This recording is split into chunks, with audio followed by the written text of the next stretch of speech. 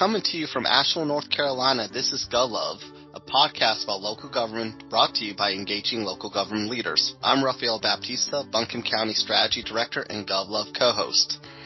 We have a great episode for you today. We're talking about the new book, Strangers and Angels by Gabe.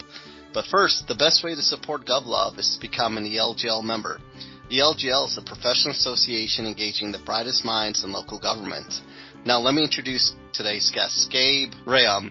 He has served the city of Saginaw, Texas as city manager since January 2018. He previously served the cities of Denison, Texas and Sugar Land, Texas in several different capacities. He began his public service career with the city of Denton, Texas in the budget office as an unpaid intern.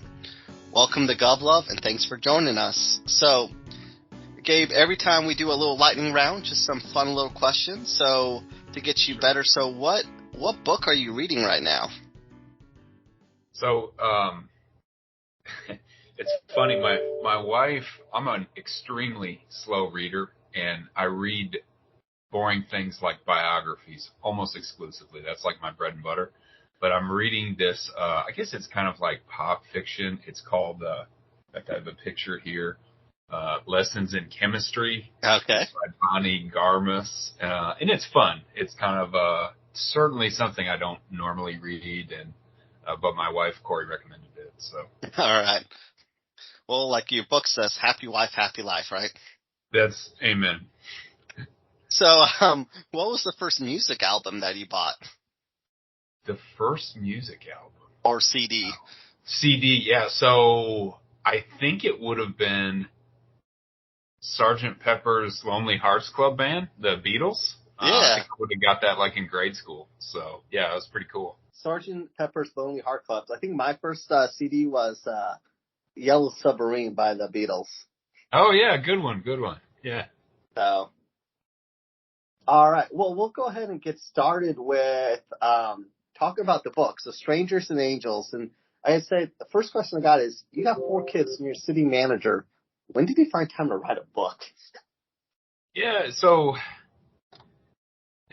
that's a fun question.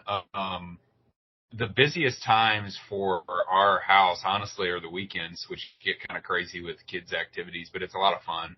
Everybody's playing soccer or has a band competition or something. So it's one of these things where I think anybody could write a book, or probably lots of people say, especially in local government city work, I'm going to write a book about that, which we all could based on our crazy stories and personal work life experience.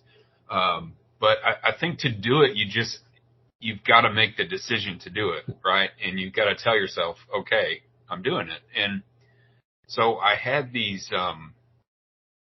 ideas about a book for quite a while, and it really didn't kick into gear until Joan, who's kind of the star of the book, my great friend who is city manager of Sugar Land, Texas. His grandmother lived with her for 4 years. She was in her 80s when I was in my 20s, early in my career. She passed away in October of 2021. So, when you lose someone who you love and was close to you, you think about them and want to remember them. And I guess I kind of wanted to write the book because of our kids. I wanted to share stories and, some of the fun I had living with an 80-year-old woman with them. So not until a few months later at a Texas City Management Association conference, closing speaker kind of challenged everybody at a closing breakfast and said, what's something you've wanted to do but you haven't done? And I thought, I wanted to write a book. And then I guess it was a light bulb moment, decided to do it, and nothing glamorous. I mean, a little bit at a time in bits and pieces. And it's kind of like exercising, maybe. Everybody knows they should exercise, work out, but you don't actually like doing it unless you're really like kind of a perverse person that's like a fitness nut or something. But yeah, finding time just here and there. I wake up really early, farm background, and I find that in the morning for me is kind of the best time to write and think and drink some coffee, get some things done. All right.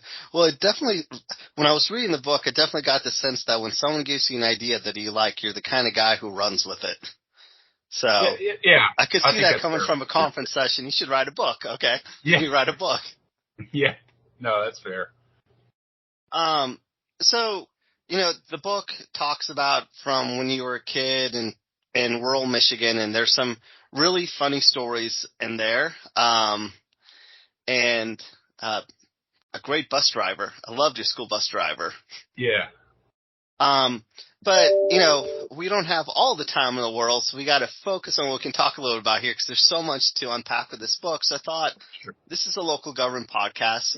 I guess Yeah, maybe we start with you make the decision to leave Michigan to go to Texas to get your MPA. Kind of what I'm always interested in why people did what they did. What drove you to that decision? What says I'm going to be the farm kid who becomes a city manager when my parents grew up with me with them working in the prison system? sure, sure. So that's correct. And I think maybe a lot of career exploration is crossing things off the list that you don't want to do. So I had originally wanted to be a teacher and a math teacher in particular. I thought, hey, I could get summers off. I always like to raise livestock and do farm related things. And so I get to my junior year of college and just decide, no way, this is not going to work. So, man, I worked for and really trusted in my Dan First, dairy farmer. In fact, he recently passed away, unfortunately. Um, said, hey, what about this city management thing? And it was just like a little snippet of a conversation it's burned in my brain. I'll never forget that. It really changed my life for the better. So, doing research and finding what city managers do and kind of what the typical path is, decided I needed a public administration degree, pretty standard. Made my way to the University of North Texas really because of cows. I had a friend at the time that I hauled cows with that was in Southeast Oklahoma. So I thought, you know what, I'll go to school during the week, and then weekends, truck cows, try to make some money, which I did for about the first year I was there. And then I got busy with class. And one of the cool things about Denton, Texas, which is where the University of North Texas is located, is it's very walkable. So I didn't have a car the whole time I was there, which if you want to find the best way to alienate people, it's be the dude without a car, always begging for rides. Like, hey man, can you take me to laundromat? Take me to the grocery store, whatever. So it was just kind of random luck that I made it to the University of North Texas. And just a great decision. And then it seems like a really pivotal moment for you was when you got your unpaid internship with Denton. And I love just the focus on it was an unpaid internship that you Right. had it in the book. Yeah. But I mean, there's just a lot there. Can you speak to, we have a lot of listeners who are in MPA programs who are saying, I want to be the city manager somewhere. You did it pretty quickly and all things considered. Right. And it seems like Denton was a big part of that. Can you explain kind of how you leverage that unpaid internship to really start arguably a very successful career in local government management? Yeah. Well, thank you. It, everybody's story is going to be different and have different challenges. My challenge, kind of physical challenge, was I didn't have a car. So I was somewhat limited by internships that were available to me in what would be a reasonable walking radius. I needed an internship to graduate from the University of North Texas. So I had done a mock interview with an alumni, and I kind of didn't do very well. But he's a very kind guy. In fact, he's the city manager of Plano, Texas, which is just a top tier great city. They do, they're on the top of anybody's short list of places to live in the United States. And he said, hey, I have this friend who just became the budget manager in Denton, and she's looking for some help. And, if she can't pay you, then you should volunteer. And I thought, well, this is somebody I trust, and I admire. At the time, he wasn't a city manager; he was a director, and I thought, yeah, I'll do whatever needs to be done. And I think everybody has the ideas of making it to the top. So I read a biography about Muhammad Ali a few months ago. So everybody knows Ali is a great boxer if you're a kind of a boxing fan, but not everybody recognized all the pain and the training and the stuff that goes before he came out under the lights and laid people down.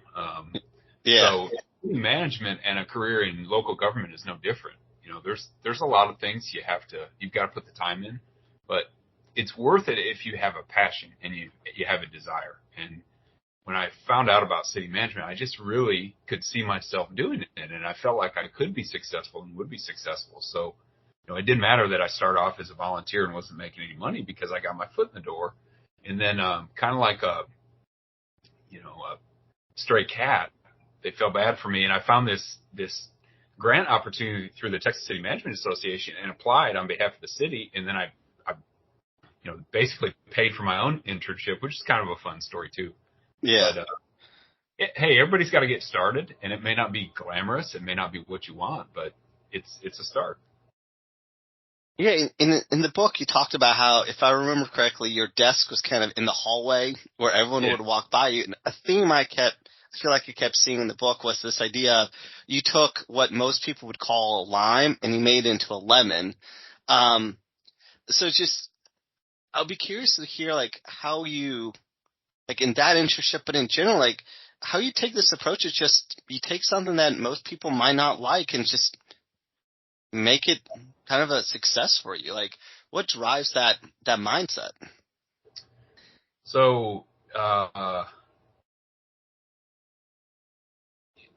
think that, and I've had personal examples. Joan in the book is one, grandparents and other people close to me, but I really try to, and I'm not perfect, of course, but I really try to be a grateful person. And I think that every day, and I kind of mentioned this little vignette in the book about a man who was a shop supervisor when I was a student worker in buildings maintenance. I was kind of scared of him. He's a military guy. He told me just in passing, I said, "Sir, I wish it was Friday." And this was a Thursday. And he looks at me dead in the eye and says, "Don't wish your life away. Every day's a Friday." And that little moment kind of stuck with me. So I think if a person can be grateful despite whatever circumstance you find yourself in, and again, in our careers, we may not be in the spot we want to be, but if we have the right attitude, we'll get to where we want to go eventually. Yeah. And so, that desk in my first internship, it was in kind of a lobby, and it was hard to get a lot of things done because people are always coming and going and asking for directions and where's the restroom and all this. But it was fun. I got to meet a lot of different people. That's part of the appeal of city work or local government. It is dealing with a lot of different people. I think that the not so savory parts of the job, you have to deal with difficult personalities, complaints, and that sort of thing. So I took some of that early on, and I got some really good advice from someone who was then an assistant city manager in Denton. He said, "Look, you've got to volunteer for everything and do the jobs that nobody really wants to do. And at some point, if you're reliable and you just keep showing up, somebody's going to pay attention and notice you." And I lived that, and it worked for me. A lot of a person's career, I think, is definitely what you make of it, but a lot of it is just luck. So I really wanted to stay in Denton. I wanted to stay full time. There weren't opportunities. I felt like that was a personal failing or a shortcoming, which, looking back now, that's really dumb. There just weren't any budgeted positions for me to go to. So I went to Sugar Land, which is southwest of Houston. So I don't know the North Carolina equivalent, but in Texas, every good Dallas-Fort Worth person, when they hear Houston, they roll their eyes or look down, like, "Oh, not those guys." It's a rivalry.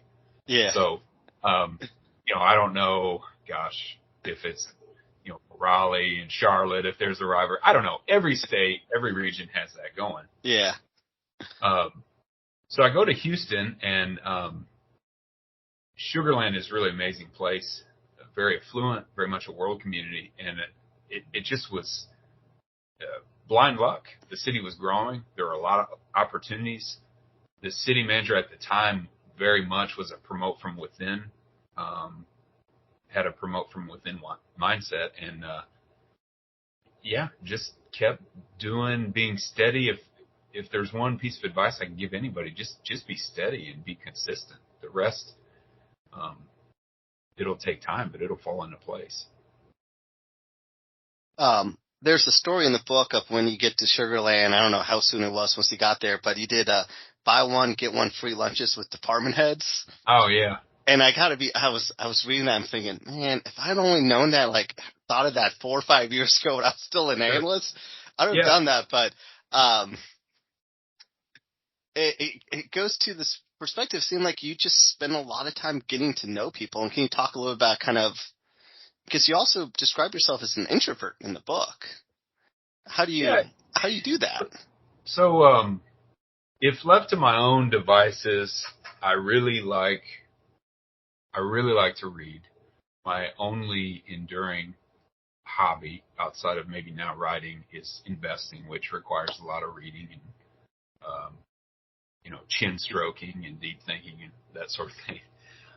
But I would credit it to my rural background and the environment I was raised in that, in a small town, or especially if you're from a farm or ranch background, you know all your neighbors, and you come to know your neighbors on a more than, hey, how are you type level. So, plenty of our neighbors, when we had things, hay to haul or, cows to move, they're going to pitch in and help you when you need it. And then you're going to do the same thing. And so I don't think that's any great, character trait that's me. I think that's a function of being a small town guy. I really do. And coming from a farm background, I think that mindset and that attitude works well in cities. And what appeals to me about local government is that there's a whole lot to be interested in. So in your work as a director, you kind of see the whole organization and planning. That's cool. I had that experience in the budget office, and I met lots of people that I just found really interesting. And the buy one, get one free coupons, I'm a really frugal person. It was just a fun way to get to know people. And the honest reality, anybody listening, you could email or call any director, any city manager, and they're going to want to make time to talk with you. This is not like I can't call up, my Warren Buffett. I think Warren Buffett is awesome. Hey, Warren, you want to go to lunch? No, I'm not going to. That can't happen. But a student, an early career person, could call up a city manager or director and said, hey, could you tell me about yourself, and let's go to coffee or lunch, and it's going to happen. So that's one of the things I like about the business. People are generally willing to help. And then there's cool things like the Gov Love podcast, where we can sort of hear other stories and people's experiences. So, and now really, honestly, one of my favorite things is with a lot of our employees in Saginaw. We have about 200 total, just going to lunch and shooting the breeze with people. It's just a lot of fun, whether they're interns or early career or whoever. And everyone has fun stories to tell. Yeah. And you clearly have quite a few from Sugar Land. Like I said, I was laughing quite hard with some of your stories. One of my favorites was the calculator story, where you didn't have a calculator with the city manager. Yeah. So, I'm convinced I don't bring a calculator to a meeting. I'm in the budget office at the time, and the city manager at the time, very great guy. He's since retired, great guy, but very kind of old school, demanding. And he looks me dead in the eye and says, basically, this is unacceptable, showing up to a budget meeting without a calculator. So I'm convinced I'm going to be fired. I screwed it up. I'm going to have to go back to the middle of nowhere, work at a feed mill, shame. And jokingly, I sent him an email saying, hey, man, can you buy me a calculator? a nice one at that, a TI-83, graphing calculator. Yeah. You can run some Visual Basic and other things on it. And he says, yeah, I'll get you one. Well, I talked to my dad, who's a farmer and was a prison chaplain, pretty tough, hard-nosed type guy. And he starts saying, well, how old is this guy? I said, well, I call my dad by his first name more times than not, Tom. Tom, he's your age. Well, how big is he? Well, not as big as I am. Then he says to me, can you take him? I said, what do you mean, can you take him? He's like, well, if you had to wrestle in the parking lot, who would win? I thought, this is ridiculous. You're not going to wrestle the boss. But I had built myself, what I think Tom was trying to do is like say, hey, look, this guy is just another person. He's not like, Darth Vader or something. And really when I had that moment, it clicked that, hey, maybe I shouldn't be so terribly afraid. And Alan got me the calculator, and then really the rest is history. So kind of a fun moment, which again, at the time it wasn't fun because I really had, and it's my own stupid insecurities and fears. I was just convinced that, my life and career were over. So. Well, let's sit on this insecurity for a moment, because I was really thinking about it this morning. I was working on a project for our leadership the other day, and I screwed up. And I came in thinking I'm going to get it. I'm going to get reamed out. Right. And no. Oh, what happened? Okay, cool. And I had the same feeling of, oh man, I'm going to get it. I'm in a lot of trouble. So I think for most of us, it's pretty normal, right? And when you screw up or something like that, or you get negative feedback. Sure. How have you worked throughout your career and your life in those difficult moments I'm sure as a city manager, you get it from your council, you get it from your mayor, you get it from the public sometimes too, right? How do you just defeat that insecurity? How do you stay confident in yourself and that it's going to be okay? Yeah. I think that, like your grade school teacher probably taught you, honesty is the best policy. It really is. We all screw up, and it's best to just accept it and move on. And hopefully we're on the receiving end of some grace. Working with multiple elected officials, it's not easy work. And I think that maybe what keeps you pushing through is that, or at least me, it's work that's really worth doing. So a lot of the joy that I get from my job, it may take time to put together, whether it's a project or a program or that sort of thing. But I do really think it's worthwhile and very practical, which kind of appeals to my farm sensibilities. If that answers the question. Yeah, that's perfect. Yeah. So I want to get to Joan in a moment, because Joan there's just so much there. Sure. But first, before we talk about Joan, one of the things that becomes clear during your time in Sugar Land and through the support of Alan is the importance of the Texas Management Association. Yes. And very clearly, you have leveraged that networking very successfully. And even, I think, had a story where you talked about how you used it to get ahead with Alan and another employee, Yeah. maybe drink a little too much and probably shouldn't have gone there, right? But, sure. I'll frankly admit, I enjoy going to a conference, but I probably don't leverage them as much. So I'd be curious to hear from you, what are 2 to 3 tips for how to maximize professional associations to learn and to move ahead in your career? So what I find most enjoyable to this day, and in my first Texas City Management Association conference, is hearing the stories, hearing everyone's stories, their experiences. I had sort of written off professional organizations as being like, beer drinking, raucous fraternities and sororities, which that's dumb. Professional organizations are really important, and they're important because you have a chance to build friendships and working relationships. So there hasn't been one conference I've gone to in the past 15 or so years where where I haven't taken something back that's valuable, or at least got a good idea, or met somebody that's been, helpful or interesting, or maybe that I could help as well. So I would encourage anyone just to go. Lots of students. In fact, the first conference I went to, the student rate was $25. Well worth the money just to be in the room, hear the stories, and my own insecurities. Back to that.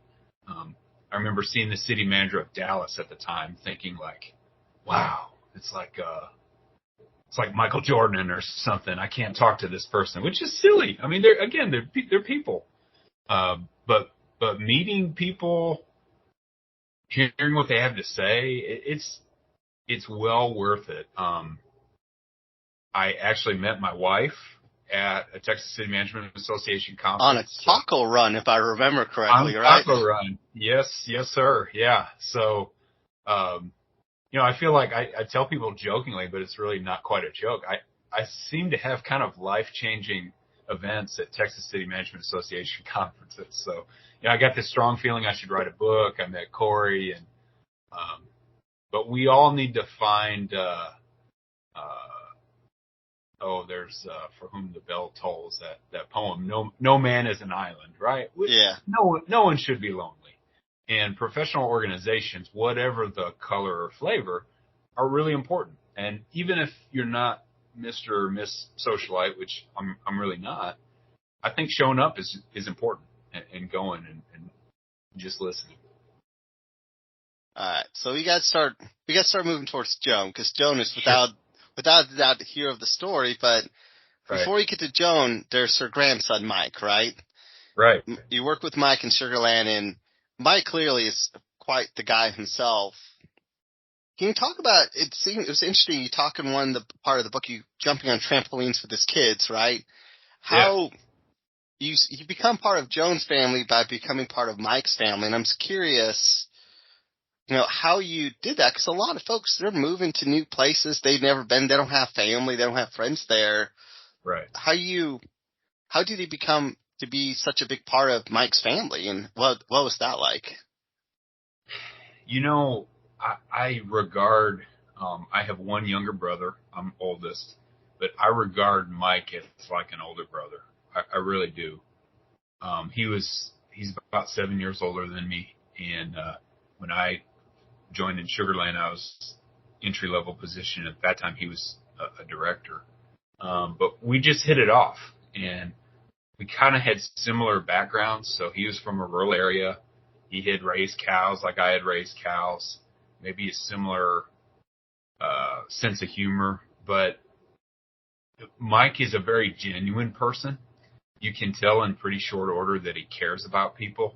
And I found that really appealing. And when a person finds somebody that they like or admire, you just kind of want to be around them, right? And hear from them. And so it just kind of happened naturally. I would see him briefly in work-related functions, but I volunteered a lot for special events in the Parks Department, so he'd see me out there, and we'd go to lunch. So I did the buy one, get one free coupon, with him for lunch. But he also, at that time, his kids were little. He has 2 daughters and a son.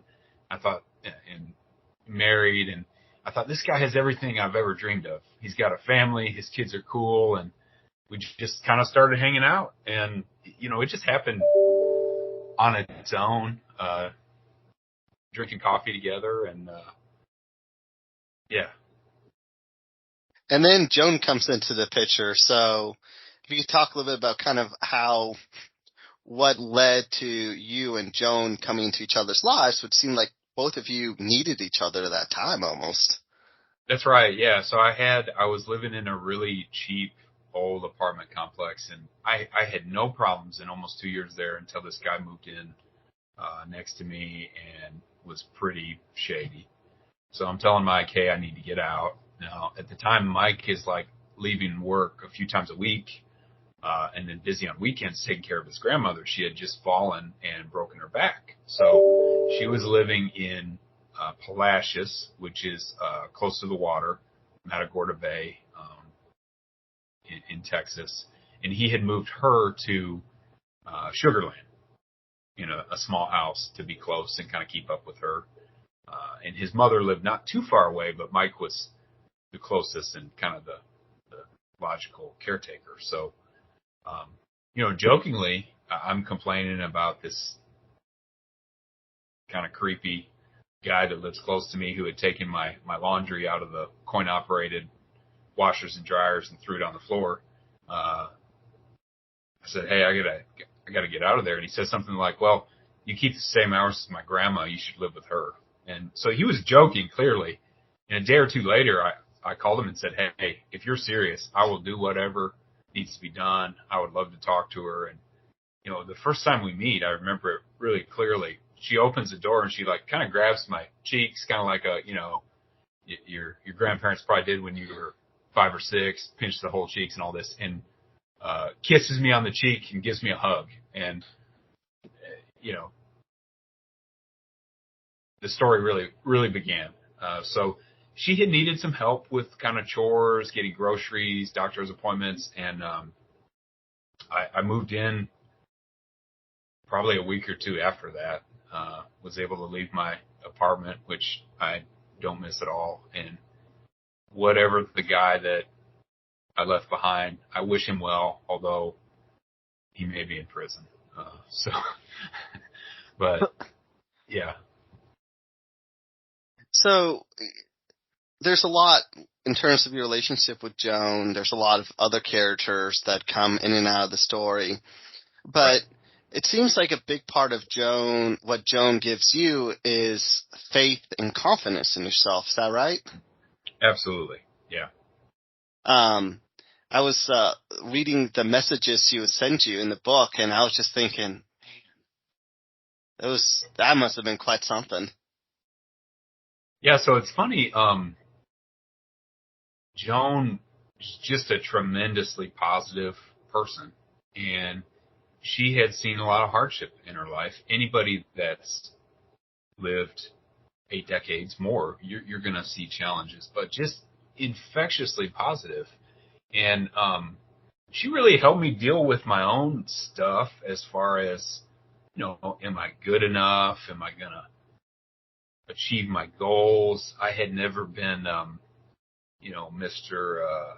Smooth talker, or had, luck with ladies and that. I thankfully and luckily have married the only person I really dated, and she just in a quiet, consistent way really was my biggest supporter and gave me confidence. And we would correspond during the week with a little written notepad.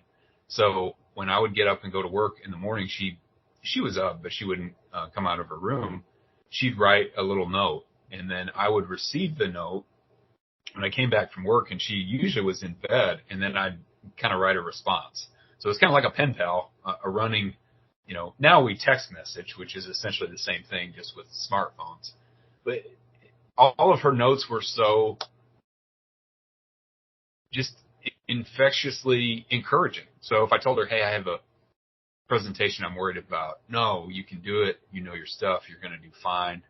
There's nobody smarter or more handsome, typical, like what a grandparent would say or something like that. She really helped me with that. She would always say, go get him, Tiger. That's maybe one thing I miss the most. She'd say, go get him, Tiger. And when I heard those words, it's like, there's nothing you can't do when you hear that. She was the same advocate for Mike as well. Just a strong supporter. And another thing, and I wrote about this, but she was a learner and became interested in jewelry making. She would spend hours and hours reading, learning, studying how to make jewelry, which was kind of a late career change for her after her husband passed away unexpectedly. And I always admired that about her. She wasn't content to sit around knitting or watching TV or whatever. She just wanted to continue to be, to learn new things, to do new things and experiment and be creative, which was inspiring. So yeah, there's I could go on and on. So you're in a point in your career where you're kind of looking, you've realized you've topped out a little bit in Sugarland maybe, you're looking for the next opportunity, and you have an opportunity to go somewhere, you end up not taking it to stay with Joan. Right. Um, that's it seemed like it was the right decision in a lot of ways, but Yeah. it's got to be a hard decision to say no to something, to take care, to be there for her. Kind of, Sure.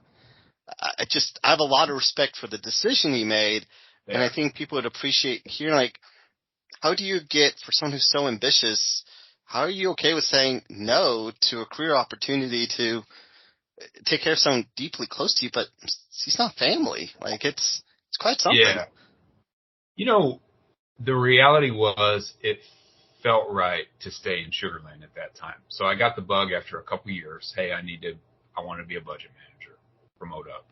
But it didn't feel right. And Joan had happened to have a heart attack when I had gone, a minor heart attack. But I felt kind of guilty. And this is stupid, but I felt like it was my fault. And it wasn't. It just happened. But I also had a strong sense of reassurance that, hey, I need to stay. I don't need to leave. And after that point, things, again, couldn't have planned it this way. In Sugarland really started to open up within the organization. There were some moves, and I was able to get promoted. And I think sometimes it's not the sexiest of advice, but being patient is the right call. And I think that we all know ourselves, and that gut feeling, we know what the right choice is.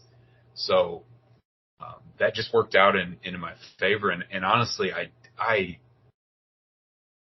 had I not gotten married, I'd still be in Sugarland. I mean, I loved the city. I loved everybody I worked for.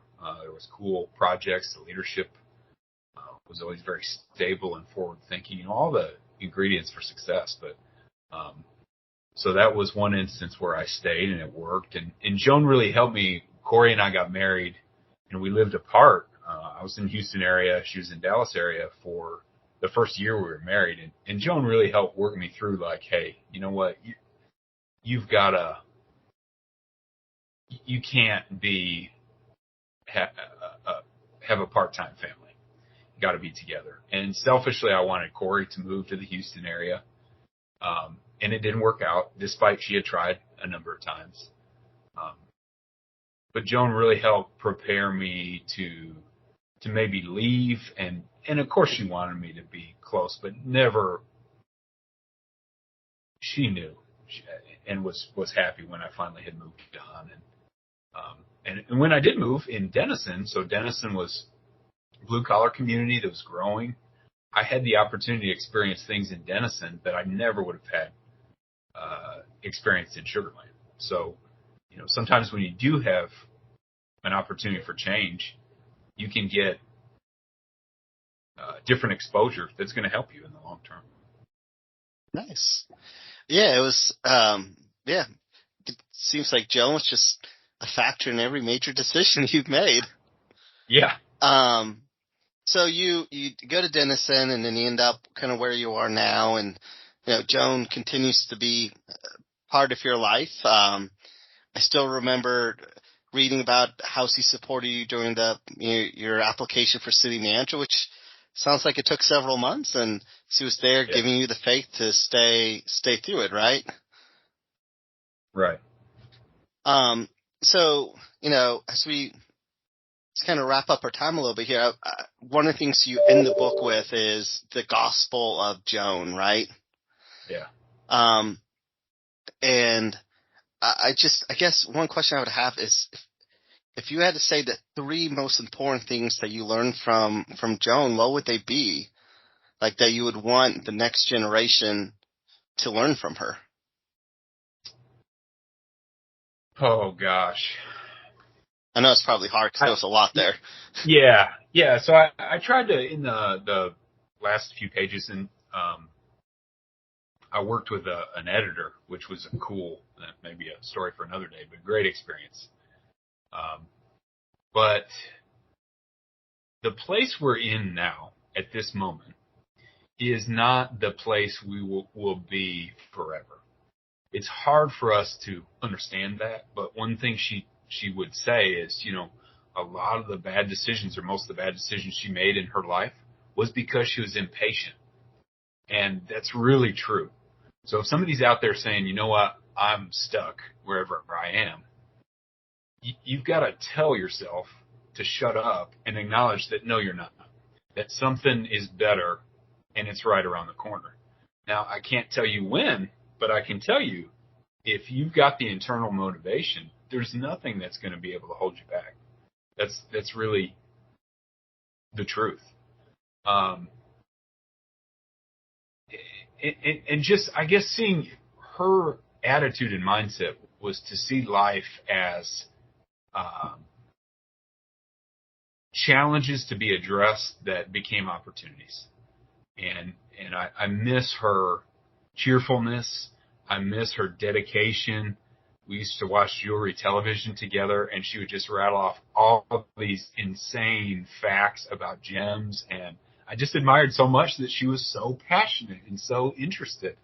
And hopefully ELGO members have that same passion, or they should have that same passion, because that's going to carry you through the difficult times in local government, whether that's working with a challenging council or community circumstances or some type of project. Or so, I would say the take-home message is your time is coming. It definitely is, even if it doesn't feel like it now. And that we need to remember to be grateful and positive. And also, go get him, Tiger. I love the go get him, Tiger. Also, I just found it hilarious you would turn off the audio and listening to watching sporting events. Yeah, funny.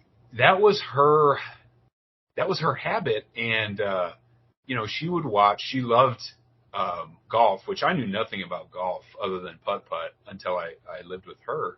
But she loved Tiger Woods. And she was like his cheering session. She'd say, go get him, Tiger, and you can do it. Shake off the bad shot. But if you turn audio off and just watch the actual, put it on mute and just watch the sporting event, it's amazing. Like, the chatter is just filler. It's somewhat distracting. So now when I watch sports, it's kind of like, unless you're at a live event, that's a whole lot of fun. But it's like, I sort of prefer it in silence. So I got to ask, is there another book they're going to write? Yeah, so absolutely. Don't ever tell yourself you can't do something. And the first thing is the hardest. So finished Strangers and Angels. I'm working on a book of fiction now in the same fashion, a little bit at a time. I've found it to be much more difficult than a memoir, which I had the benefit of living through, and it kind of proceeded chronologically. So to answer your question, absolutely yes. I intend to, just like in city management, to continue to get better. Writing is no different, and it's a struggle. Writing is difficult, and to do it well is difficult. It's very humbling when you have to edit, and then you seek advice from external people who, a good editor, it's their job to humble you, but also to build you up. So yeah, I'm working on another project and really, really enjoying it. So if someone wants to get a copy of Strangers and Angels, how do they do that? Yeah, so it's available on Amazon. You can just Google, I think, Strangers and Angels, Gabe, and that'll be the first thing that pops up. So paperback copy is $14.99. Kindle copy is $4.99. I tell people, look, it's probably not the best $4.99 or $14.99 that you ever spent, but it's probably not the worst either. And if it is the worst, then I would say buy 100 paperback copies and light them on fire. It'll really hurt my feelings, and I'll be crushed. And I'll take sales any way I can get them. Well, I just got to say, thank you for writing the book. Joan was just such an inspiring character, as well as so many other people, and there was alternating between sometimes tearing up a little bit with some of the stories and just laughing my tail off. So thanks for writing the book. It was a lot of fun. So the last question we always ask on Gov Love is, if you could be the Gov Love DJ, what song would you pick as the exit music for this episode? Ooh, Your walk-off song. my walk-off song. I love a band called Turnpike Troubadours, Okay. and they have a song called Long Hot Summer Day. All right. Yeah, so that'd be my exit song, Long Hot Summer Day. All right, we'll make sure to do that. Well, that ends our episode for today. So thank you, Gabe, so much for coming on and talking with us today. GovLove is brought to you by ELGL, and the best way to support GovLove is to become an ELGL member. You can reach us online at elgl.org/GovLove or on Twitter at GovLove Podcast. Make sure you subscribe to us on your favorite podcast app, and thanks for listening. This has been GovLove, a podcast about local government. Tied off Sam Jolly and leaving mines on a long hot summer day. And for every day I'm working on the Illinois River, get a half a day off with pay. Oh, towboat picking up barges on a long hot summer day.